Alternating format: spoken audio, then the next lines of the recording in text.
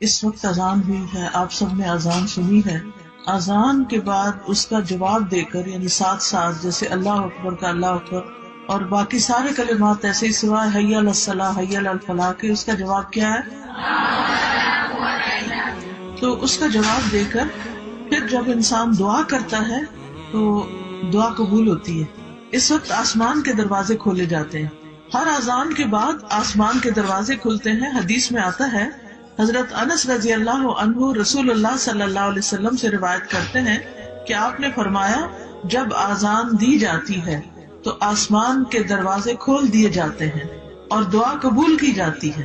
کتنا مبارک وقت ہے یہ. اس لیے جب آپ جیسے گھر میں ہوتے ہیں نا، تو ہم باتیں کر رہے ہوتے ہیں، پرواہ ہی نہیں کرتے اذان ہو رہی ہے نہیں ہو رہی، اور ہم اپنی پریشانیاں بتا رہے ہوتے ہیں ایک دوسرے کو. حالانکہ اس وقت اگر ہم چپ کر جائیں، اذان سنیں، اس کا جواب دیں اور اس کے بعد دعا کریں تو ہماری پریشانی دور ہو سکتی ہے. اپنے لیے کریں، اپنے بچوں کے لیے کریں، اپنی دنیا کے مسائل کے لیے کریں، اپنی آخرت کے لیے کریں. کتنا کچھ ہے مانگنے والا. ہم کتنی چیزوں کے لیے پریشان رہتے ہیں اور کتنا اچھا موقع اللہ سبحانہ وتعالیٰ نے ہمیں دیا ہے، لیکن علم نہ ہونے کی وجہ سے ہم فائدہ نہیں اٹھا پاتے. امام مناوی کہتے ہیں کہ جب مؤذن کسی بھی نماز کے لیے اذان دیتا ہے تو آسمان کے دروازے کھول دیے جاتے ہیں. ایک اور روایت میں آتا ہے، سہل بن سعد رضی اللہ عنہ نبی صلی اللہ علیہ وسلم سے روایت کرتے ہیں کہ 2 وقت ایسے ہیں جن میں آسمان کے دروازے کھول دیے جاتے ہیں اور دعا مانگنے والے کی دعا کم ہی رد کی جاتی ہے، یعنی قبول ہو جاتی ہے. جب اذان کا وقت ہو اور جب جہاد فی سبیل اللہ میں صف بندی ہو. اللہ کے راستے میں لوگ صف بنائے ہوئے ہیں. اس وقت ماشاءاللہ آپ صفیں بھی بنائے ہوئے ہیں اور اذان بھی ہوئی ہے اور ایک نیک مبارک مجلس ہے. اللہ کی خاطر ہم سب یہاں جمع ہوئے ہیں تو ہمیں کیا کرنا چاہیے؟ اپنے لیے دعائیں مانگنی چاہیے. جو بھی آپ کی زندگی میں کوئی مسئلہ ہے، کوئی پریشانی ہے، کوئی فکر فاقہ ہے، کوئی دکھ ہے، کوئی بیماری ہے، کچھ بھی ہے. اور ابھی ہم بات کر رہے تھے آزمائشوں کی، یعنی کسی بھی طرح کی آزمائش ہے تو اللہ تعالیٰ ہی اس کو آسان کر سکتا ہے. اسی طرح اقامت کے بعد بھی آسمان کے دروازے کھلتے ہیں. حدیث میں آتا ہے کہ جب نماز کی اقامت کہی جاتی ہے، مثلاً جب آپ جیسے حرم میں گئے ہوں یا کسی مسجد میں ہوں اور نماز کھڑی ہو اور اس وقت وہ کہہ رہے اللہ اکبر اللہ اکبر اشہد ان لا الہ الا اللہ اشہد ان محمد رسول اللہ. ایک تو اذان ہوتی ہے نا اور ایک نماز سے بالکل پہلے اقامت ہوتی، تو اس وقت بھی آسمان کے دروازے کھول دیے جاتے ہیں اور دعا قبول کی جاتی ہے. یہ صحیح ترغیب و ترہیب کی حدیث ہے. اسی طرح ہر فرض نماز کے بعد دعا قبول ہوتی ہے.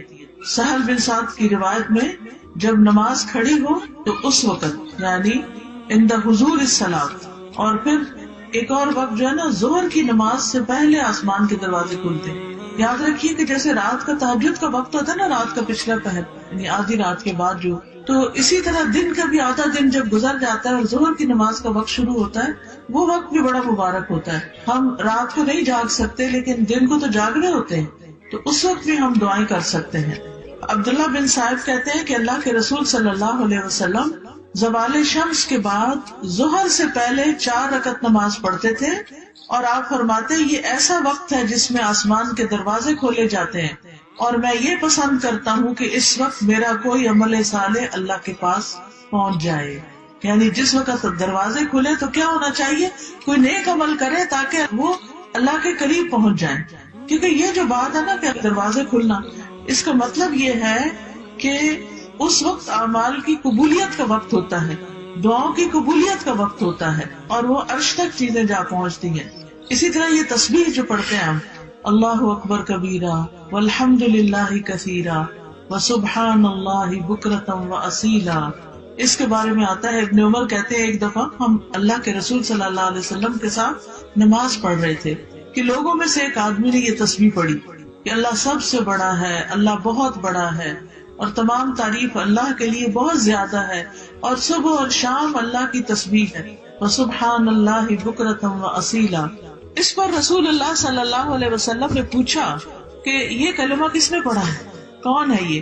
تو لوگوں میں سے ایک آدمی نے کہا اللہ کے رسول میں ہوں، میں نے یہ اللہ کی تعریف بیان کی ہے. آپ نے فرمایا مجھے ان پر بہت حیرت ہوئی، ان کلمات کے لیے آسمان کے دروازے کھول دیے گئے، یعنی اس کی قبولیت کے لیے. ابن عمر کہتے ہیں میں نے جب سے یہ بات رسول اللہ صلی اللہ علیہ وسلم سے سنی ہے اس کے بعد ان کلمات کو کبھی بھی نہیں چھوڑا. تو آج کے بعد آپ بھی پلے باندھ لیں اور کبھی نہ چھوڑے. آج آپ دیکھیں دنیا میں نیک اعمال کے لیے دروازے کھلتے ہیں، اور کل جب انسان فوت ہوگا نیک بندہ تو اس کی نیک روح کے لیے بھی آسمان کے دروازے کھلتے ہیں، اور جو بری روحیں ہوتی ہیں، برے کام کرنے والے ہوتے ہیں، ان کے لیے دروازے نہیں کھلتے. ان کی روح کو واپس پٹکایا جاتا ہے اور سجین میں بھیج دیا جاتا ہے. تو اس لیے اللہ کا ذکر کرنے میں کبھی بھی کوتاہی نہ کریں.